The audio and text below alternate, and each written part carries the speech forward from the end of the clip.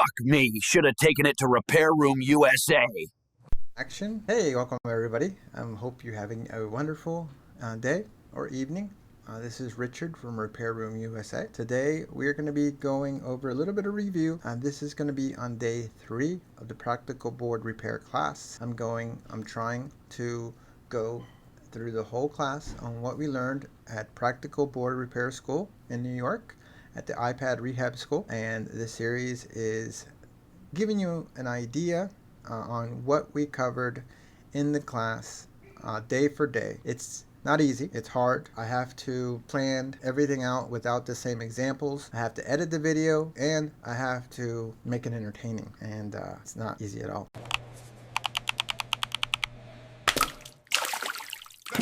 Never fear, Repair Room USA is here. Action. I fucking love Repair Room USA!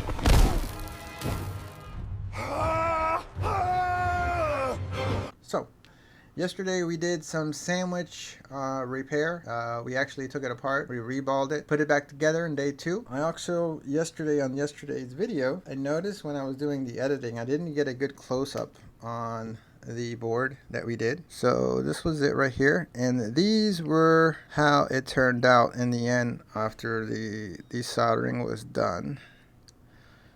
And if you look closely, you see how, like, in the middle it looks like it's closer on the ends, it looks like the board was maybe bowed out a little bit. These pads right here are actually making physical connections, and it looks like right here it's very close, but it looks like the soldering job that we did was pretty good. So that's a little bit of review from yesterday. Today we're going to be going over day 3, and that was how to replace small components off a motherboard and to decide whether we need to actually replace them or not.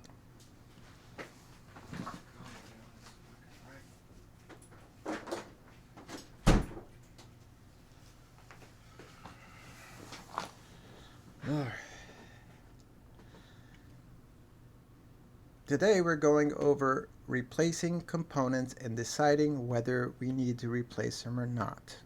So that is the decision. Now, I don't have the exact same examples, but I'm doing the best I can to try to give you an idea on what we covered in the class without having the same examples that she gave. One thing I do want to tell you is whenever you see VDD, VCC, or AP, it usually means power.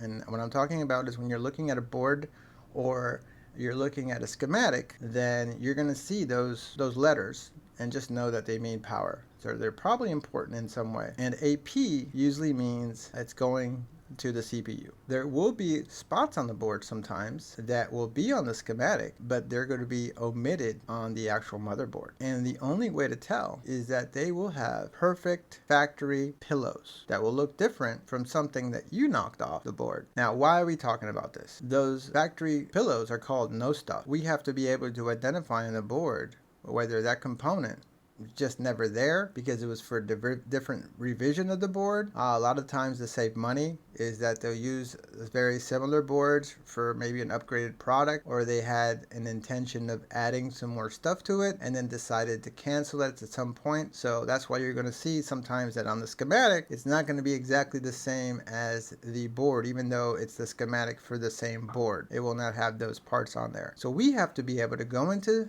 ZXW and decide, do we need to replace these components?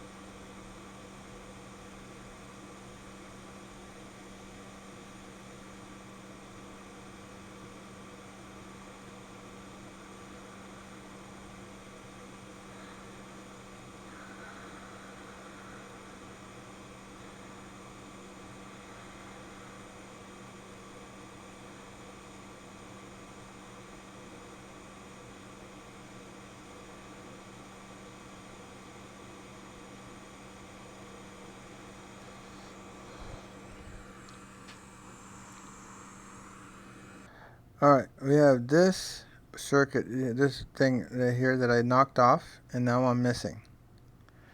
So I need to put them back on. When you're working with these small, tiny surface components, then you need to make sure that he's actually necessary to put back on. So if you look at it, after the 3 components, it's the second one right here. So let's go to ZXW. And after the 3 components, it's the second one right here. This is LCM to chestnut power end.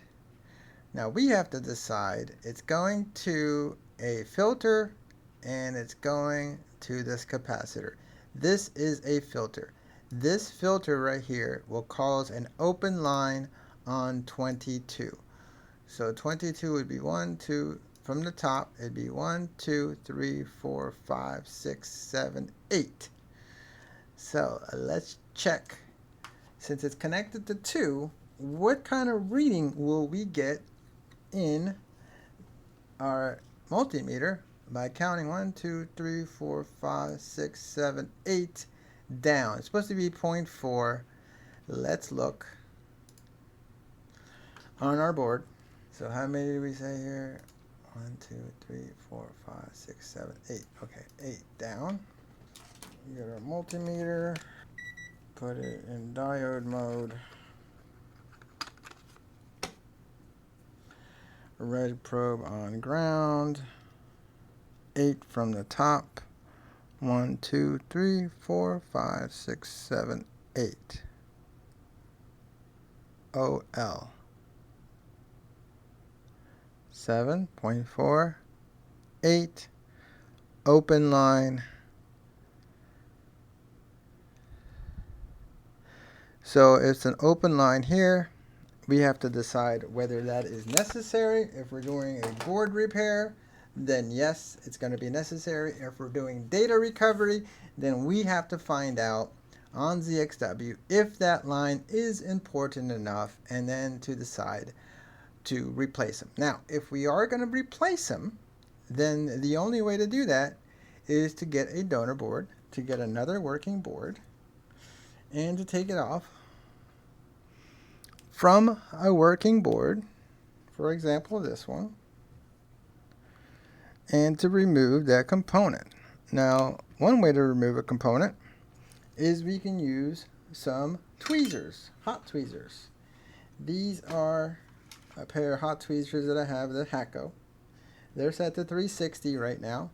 There's no way to adjust the actual length of them.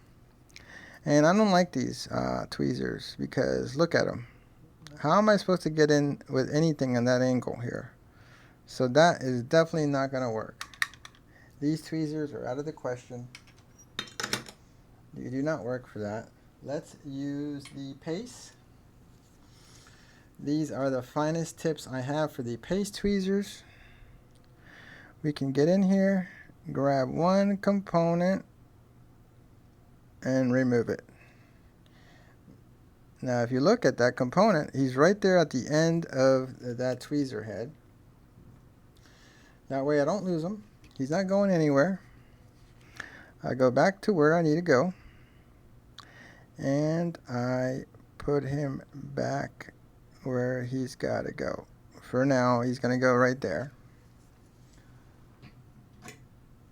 Now I have to get the area prepared. So what's this guy doing on the end of my tweezers? Let's get this guy right here. And we're just going to put him off to the side a little bit while I prepare this area. Now I want to get the area as clean as possible around that component. So let's get some of this gook out of here.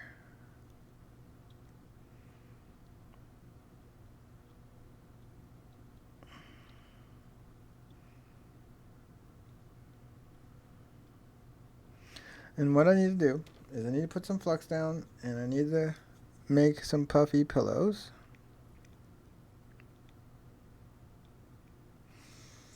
So I get a nice fine tip,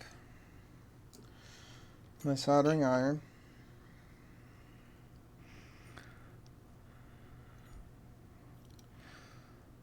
I'm going to go where I need to go, and I need to dab just a little bit in there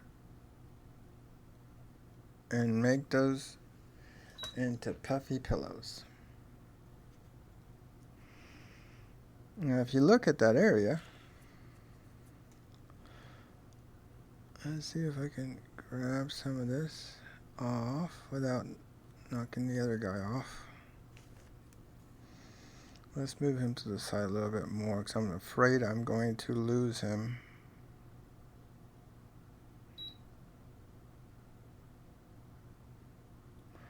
If you look at this, these are perfect little puffy pillows. Try to zoom in as much as I can right there. And I gotta get him back on to his position as close as possible.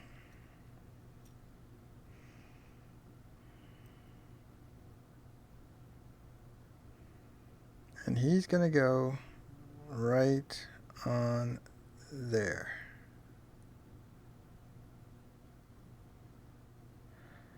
Just like,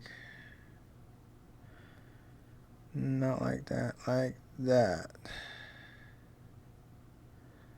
Now the best way that I think to do this is to use hot air.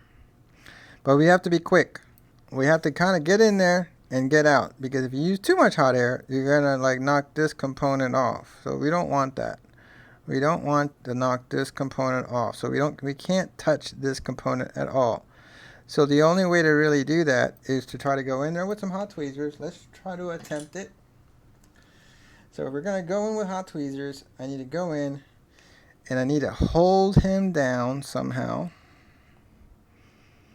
So I need to hold him down and then get the hot tweezers in here.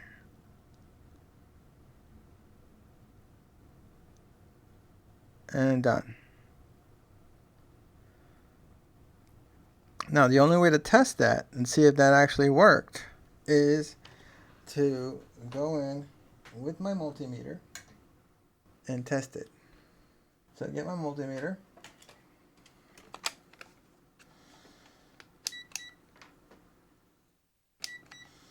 Put it on diode.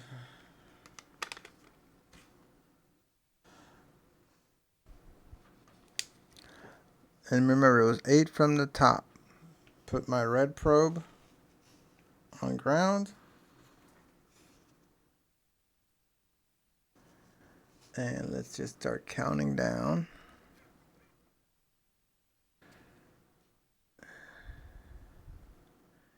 8 from the top. 1, 2, 3, 4, 5, 6, 7, 8. 5, 7, 4, and number 8. So he is actually making a connection, because if he wasn't, he wouldn't be showing 0.502 if he didn't make an actual connection to the board. So now he's actually making that connection. And that's how we would have to put components on. It's very hard. It's very tricky. And you can easily make mistakes. And I got lucky that time. It's not easy to do that. You need to practice. It takes lots of practice. I tried to do it earlier. I hope you guys learned anything. I'm trying the best I can to go over some of the things that we went into class to just give you an idea. This is not a substitution for actually taking the class. It will never be. I am not an instructor. I am just a guy that wants to contribute to my fellow colleagues and kind of give them a review on what we did and ideas day for day on the practical board repair class at iPad Rehab. Thank you very much. Please Hit the subscribe button if you can. It really does help out. These things are very hard to make. I don't put music. I don't put like speed up. I'm trying to give you all the temperatures. You need to learn how to hear and know whether your fan speed is at half or at full or at low. You need to hear that. You need to know how long it actually takes without speeding up the video. You need to see that, or else you're never going to learn. You're never going to get the timings right. You're never going to get your heat right. And going back over, so just remember, you have to go in diode mode. Diode mode will let you know if there's actual physical connection to the board or if it's actually missing. If it's missing, then you need to go in there and diagnose whether those components need to be replaced. And if they do need to be replaced, you need to decide if they need to be replaced because you're doing a repair job or if you're doing data recovery. If it's something like, I think in the class that they went over, it was a modem connection. Do you need modem for data recovery? No. Are you going to need, in the class, it was actually an LCD detect. That's what it said in the schematics on the actual board. It was LCD detect connect, and that is an actual data line which tells the CPU that it actually has an LCD connected on there and that you need to show a display. So things like that are hard for me to replicate without the same motherboard, without the same examples, but I'm doing the best I can, and I hope you guys enjoyed this and learned something from it, because if you don't learn every day something new, then what are you doing? You guys have a good night. I fucking love Repair Room USA!